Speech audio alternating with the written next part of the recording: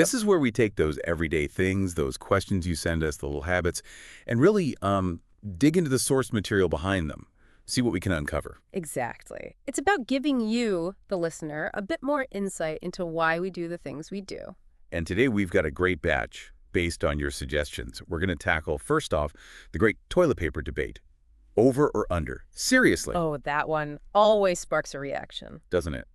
Then talking to yourself. Is it genius? Is it just weird? What's the deal? We'll look into that. And also, shower thoughts. Why do we get brilliant ideas or, just sing our hearts out in the shower? Yes.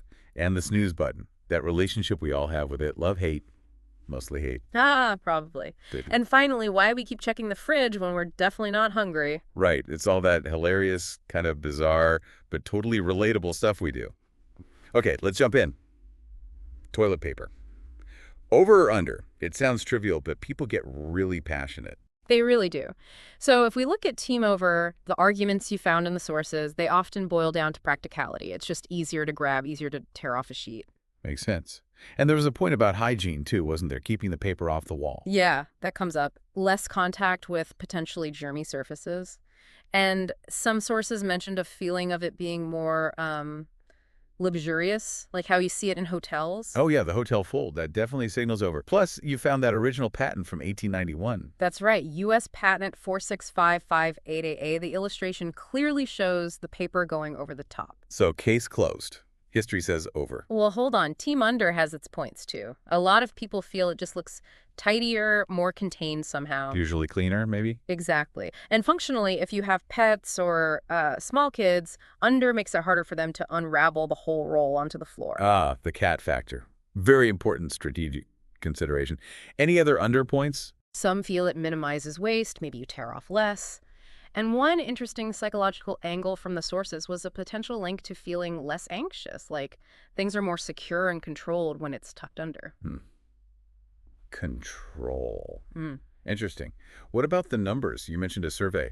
Yeah, a 2010 Cotnell survey cited in your materials found about 70% preferred over, leaving 30% for under. So over definitely has the popular vote. 70-30. But it's not just a simple preference, is it?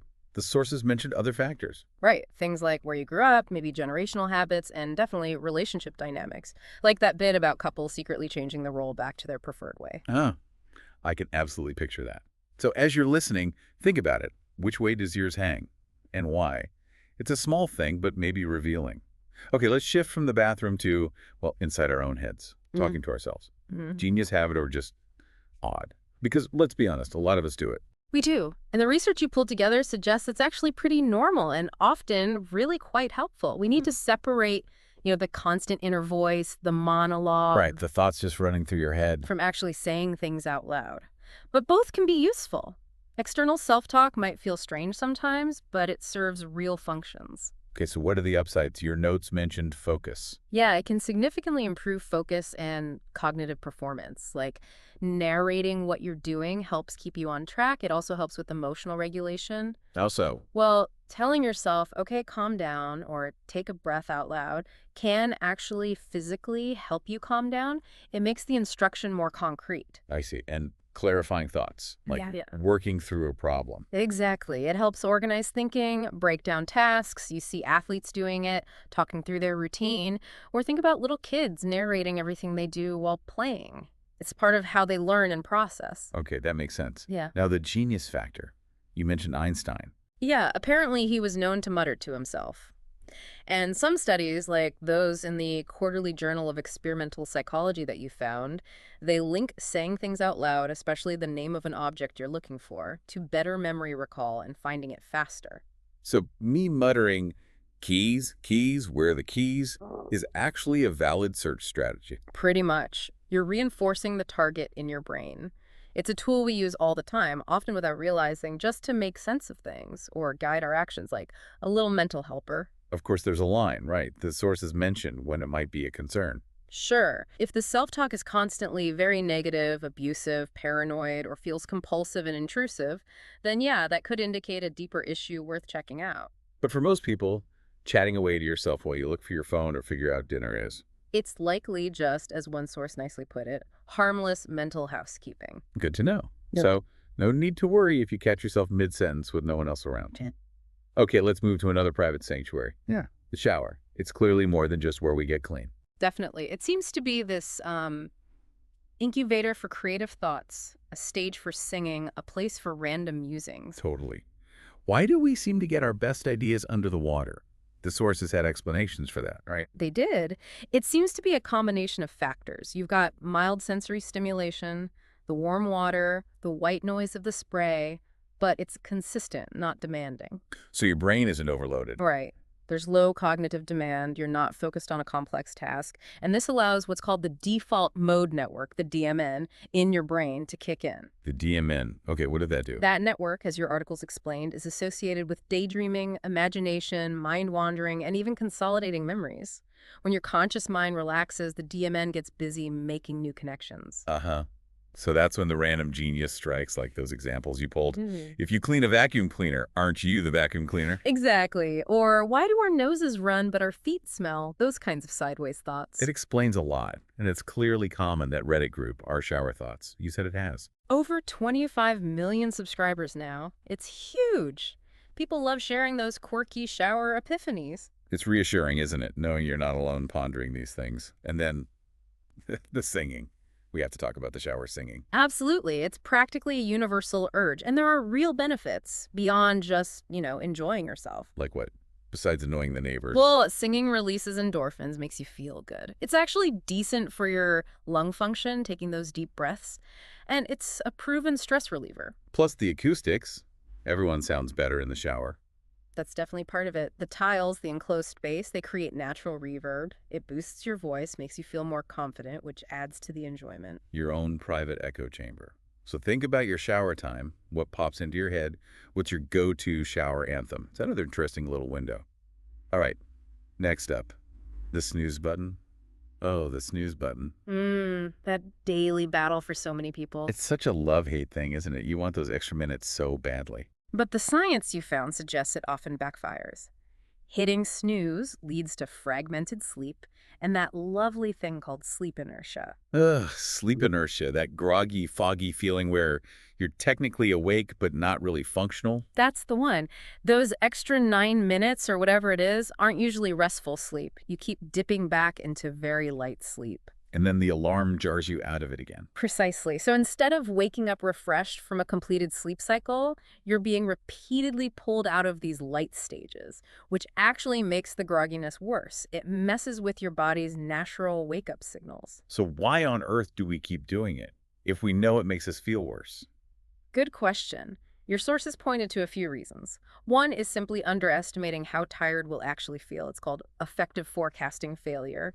We think those few extra minutes will be blissful. But they rarely are. Rarely. Another factor is psychological. Hitting snooze gives a small, temporary feeling of control over the start of the day, like you're easing in gently, not just being jolted awake. A micro-rebellion against the alarm clock. Sort of, yeah. It can even be seen as a form of, emotional self-regulation. Yeah. Softening the blow of morning. Okay. But if you're hitting it 3, 4, 5 times, it's probably not helping. What did the research suggest for chronic snoozers? The basics, really. Try to get more consistent sleep, go to bed earlier. Some people use apps designed to wake you during a lighter sleep phase, which might help. Or the classic trick? Put the alarm clock across the room so you physically have to get out of bed to turn it off. Makes snoozing much less tempting. The oldest trick in the book. So worth asking yourself, are you a snoozer, and is it actually serving you?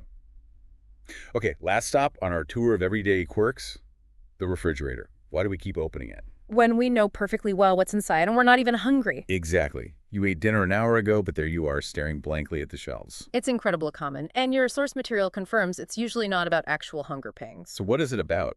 Boredom. Boredom is a big one. Habit, too. Or looking for a little bit of, emotional soothing, just the act of opening the door, seeing potential treats, maybe feeling the cool air. It's like a little ritual. It is. And there's a dopamine element, apparently. Our brains get a tiny reward, a little novelty hit each time we open the door, even if we don't take anything. It breaks the monotony for a second. Like checking your phone for notifications almost. One article called it emotional eating late. Yeah, I liked that description. It's not necessarily full-on binge, but it's using that fridge check moment to maybe cope with mild anxiety or procrastination. Putting off doing something else. Right. Or maybe even just a bit of loneliness. It's a quiet, simple action you can take that provides a micro break or distraction. Is it a problem, though? Hmm. Should we worry about our fridge gazing habits? Generally, no, not unless it feels compulsive or it's part of a larger pattern of binge eating or avoiding dealing with things. For most people, it's just one of those harmless little tics. So the advice is maybe just notice it. Pretty much. Next time you find yourself drifting towards the fridge, maybe just pause and ask, okay, am I really hungry? Or am I bored? Am I avoiding work? That moment of awareness can be useful. And maybe try doing something else instead. Yeah, the sources suggested simple swaps. Grab a glass of water, step outside for a minute, stretch, call a friend. Often the urge just fades if you redirect your attention. Interesting. Just bringing a little mindfulness to the midnight fridge run. Exactly. So there we have it. From toilet paper wars to fridge gazing, singing in the shower, talking to ourselves, hitting snooze.